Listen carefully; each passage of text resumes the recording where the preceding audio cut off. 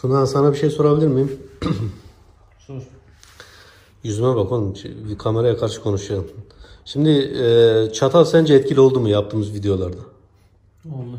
Yani senin böyle bir boyun ağrısı olduğun zaman zaten bir bel ağrısı yaşıyordun, işte belde bir sıkıntın vardı, işte ağrı vardı, düşmüştün. Beline faydası oldu mu? Oldu.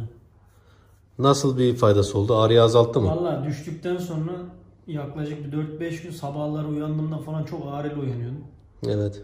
Yine klinikte yine tedavi uyguladınız ama Evet. çatalın da ayrıca faydası şu oldu. O videoda mesela ilk başta bazı kişiler yazmış çok bastırıyorsun, acıtıyorsun diye. O bastırmalar orada kan dolaşımını arttırıyor. Ve o kan dolaşımını arttırdıktan sonra oradaki ağrıyı çok ciddi derecede azaltıyor. Evet, yani sen çatalı beline uyguladıktan sonra ağrında azalma olduğunu anında hissettin, öyle mi? Evet. İyi bakalım. Demek ki çatal videosu boşa değilmiş, öyle mi? Çünkü birçok takipçi işte çatalla boş işlerle niye uğraşıyorsun demiş. Biz de kendiniz de deneyin görün dedik yani. Çünkü biz denedik. Ben kendimde de denedim ağrılarımda. Gayet faydasını gördüm. Sence bir de şunu soracağım Tuna sana. Çatalı değiştirmenin zamanı geldi mi? Geldi. Evet. Ne yapabiliriz sence? Her güzel şeyin bir sonu vardır. Evet. Çatalla devam edeceğiz oğlum videoları da. Yani çatalın yanında başka ne videosu, hangi aleti kullanabiliriz, ev aletini? Vallahi mutfak eşyası, eşyası bitmiyor. Yani çatalımızın yerine başka bir ev aleti kullanabilir miyiz? Mesela süpürge gibi. Tabii vakum özelliği olduğundan dolayı. Evet, o zaman kalk süpürge videosu çekelim. Benim üstümden mi böyle? Yok, kendi üstümden. Gerçekten mi? Evet. Niye? Bilmem. Tamam, kalksana oğlum. Tamam. Merhaba sevgili dostlar. Ben Önder Karakış. Yeni videoyla daha karşınızdayım. Mutlu pazarlar diyeyim. Bugün pazar günüydü. İnşallah dinlenmişsinizdir. Bugün size yeni bir ev aleti göstereceğim. Daha önce de 2 dakika önce de bahsettiğim işte süpürgeyle yeni bir ağrı azaltma videosu çekeceğiz. Bildiğiniz üzere yani takipçilerim, benim videolarımı izleyenler varsa birkaç video öncesinde, yani birkaç gün yıl başında dizimi sakatlamıştım. İşte menisküs darbe almıştı, dış taraftaki menisküs. Bundan dolayı ciddi ağrılar yaşamıştım. Hatta bununla alakalı videoları da paylaşmıştım, tedavi videoları. Tabi bu tedavi videoları yaparken evde de bu süpürgeyi aslında ben denedim. Diz bölgemde. Ve o bölgede kan dolaşımını arttırdı ve süpürgeyi yaptıktan sonra ayağımda ciddi manada rahatlama olduğunu gördüm. Şimdi konseptimiz zaten şu yöndeydi, yani birkaç gündür konseptimiz işte evdeki eşyalarımızla fizik tedavi neler yapabiliriz kendi çapımızda. Tabii ki kalkıp da biz fizik tedavi yapıyoruz demiyorum. Kendi çapımızda neler yapabiliriz? Bunlardan bahsediyordum zaten. Birkaç çatalla alakalı video çekmiştim. Hem kendi ağrılarında hem Tuna'nın ağrılarında bayağı fayda sağlamıştı. Şimdi de süpürgeyle yoluma devam ediyorum. Süpürge burada. Evet, herkesin evinde vardır mutlaka. Diz bölgemi yapacağım. Diz bölgemi açmam gerekiyor. Öncelikli olarak diz bölgemi açalım. Çekiyorsun değil mi Tuna? Çekiyorum. İyi çek. Şöyle. Olay natural olsun diye de herhangi bir şeye girmiyorum, yani güzellik kısmına girmiyorum. Çünkü güzellik kısmına girsem zaten ayağımdaki kıllar olayı bozuyor yani, öyle değil mi Tuna? Evet. Benimkiler zaten mükemmeldi. Evet. Şimdi yaklaşıyor musun? Yaklaş biraz daha. Şöyle diz bölgeme bakıldığı zaman ben genelde şu dış tarafta ağrı hissediyorum. Siz de o ağrıyı bulmanız lazım. Yani ağrı dışarıda mı içeride mi? Eğer dışarıdaysa bu bölgeye daha fazla ağrı yapmamız lazım. Şu dış dip peroneal kas diyoruz bunlara. Ayağımızı şu şekilde yukarıya çekmeye sağlıyor. Adım atarken de faydası oluyor. Aynı şekilde burada ağrı hissediyorsanız şu iç tarafa yapmanız lazım. Şurada pesanserim var. Bu bölge boş. Alt tarafına yapacağız ya da arka tarafına yapmamız gerekiyor. Ben bu süpürgeyi yaptığım zaman şu bölgede, çevresel bölgede kırmızılaşmalar görüyorum. Yine çatalda da göstermiştim zaten. Kaslar üzerinde böyle kırmızılıklar oluyordu. O bölgede kan dolaşımı artıyordu ve o bölgede bir rahatlama oluyordu. Tabi illa ki biz süpürgeyle menisküsü tedavi ediyoruz demiyoruz. Menisküsü rahatlatıyoruz arkadaşlar. Diz bölgesindeki kan dolaşımını arttırmayı sağlıyoruz ve kan dolaşımının artması nedeniyle de o bölgenin tekrardan beslenmesine, o bölgenin tekrardan iyileşmesine yardımcı oluyoruz. Şimdi şöyle göstereyim size. Uygulama şekli şu şekilde olacak. Süpürgeyi çalıştırmadan gösteriyorum. Çünkü süpürgeyi çalıştırdığım zaman çok ses çıkacağından şeyi bozacak. Yani dediğimi anlamayabilirsiniz. Şu şekilde öncelikli olarak şu bölgeyi çektireceğim. Ardından şu şekilde diğer tarafa çektireceğim. Yani öncelikli olarak şu bölgeyi çektirdim. Yukarıya doğru çektiriyorum. Süpürgenin de vakum özelliği var. Ve yukarıya doğru çektiğin zaman o bölgede kan dolaşımının arttırmasına sebep oluyor. Ardından yine bu bölgede yukarıya doğru çektireceğim, bırakacağım. Sonrasında yukarıdan aşağıya doğru şu dip peroneal kasları üzerine gezeceğim. Ve quadriceps kaslarının üzerinde şu şekilde bir yan olarak işlem yapacağım. Süpürgeyi başlatır mısın Tuna? Evet sevgili dostlar, İnşallah sesim geliyordur. Şu yan bölgeyi yapıyorum öncelikli olarak.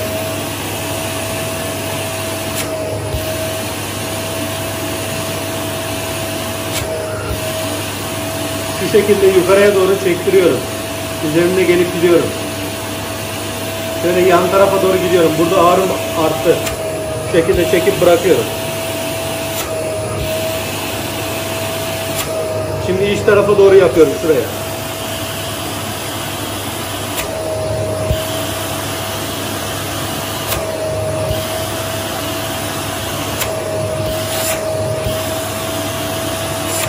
Böyle çektirdim. Ardından kaslar üzerine gidip gelmem lazım. Bu şekilde. Kaslar üzerine gidip geliyorum.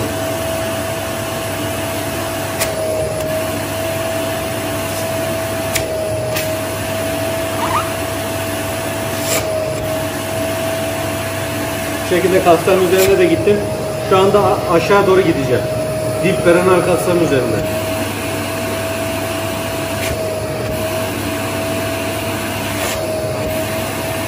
Bu şekilde aşağı yukarıya doğru uygulamamı devam ettiriyorum.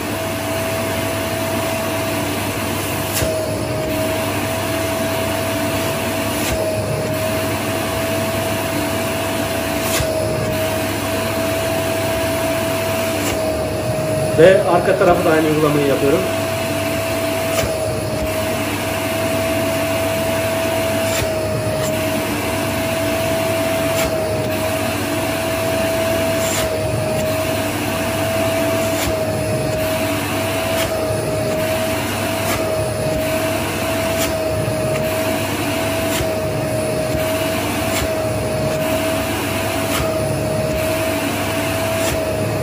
Yukarıya doğru tekrardan yapıyoruz.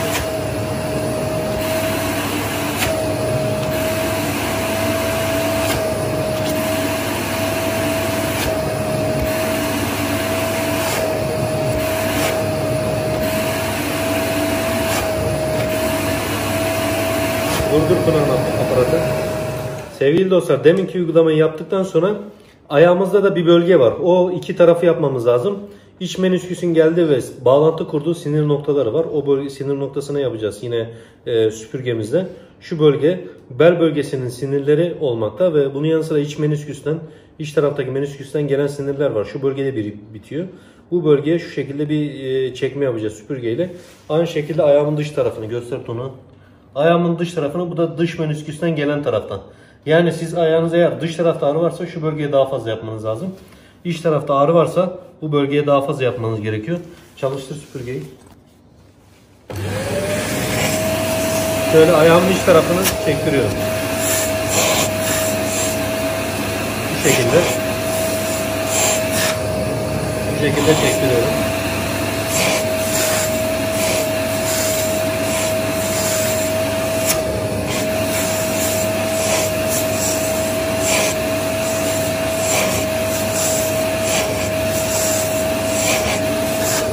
Aynı tarafta dış tarafı.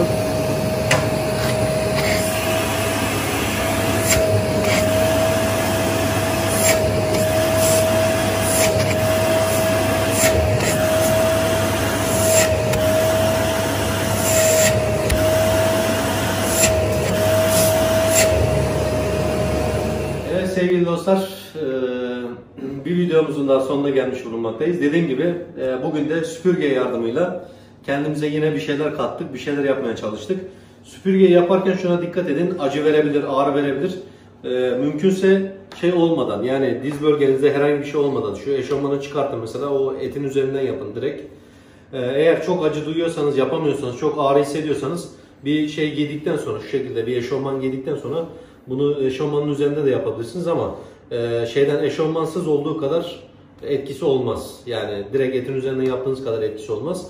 Bunu yapın her gün. Dediğim gibi dış taraftaysa ağrınız, eğer iç taraftaysa ağrınız. Bunu da anlamanın yolu zaten dizinizin üstüne oturacaksınız. Hangi dizinizin ne tarafında sıkıntı var ya da dizinizin hangi bölgesinde sıkıntı var. Bunu anlamak için şu şekilde dizinizin üstüne oturduğunuz zaman ya otururken ağrıyı iç tarafta mı hissediyorsunuz, dış tarafta mı hissediyorsunuz? Eğer dış tarafta şu şekilde biraz bastırın. Dış tarafta hissediyorsanız dış bölgeye daha fazla uygulama yapın. İç tarafta hissediyorsanız iç tarafı daha fazla uygulama yapın. Bunu yaptıktan sonra da her gün düzenli bunu bu şekilde devam edin ve belli bir zaman sonra ağrınızın azalacağını göreceksiniz. Bu şekilde söyleyebilirim. Yine çekmek istediğimiz başka videolar varsa yorumlarda bize belirtebilirsiniz. Biz de düşünürüz, değerlendiririz. Ona göre şey yaparız, videoyu çekeriz. Beni izlediğiniz için teşekkür ediyorum. İyi günler diliyorum. Sağlıcakla ve mutlu kalın.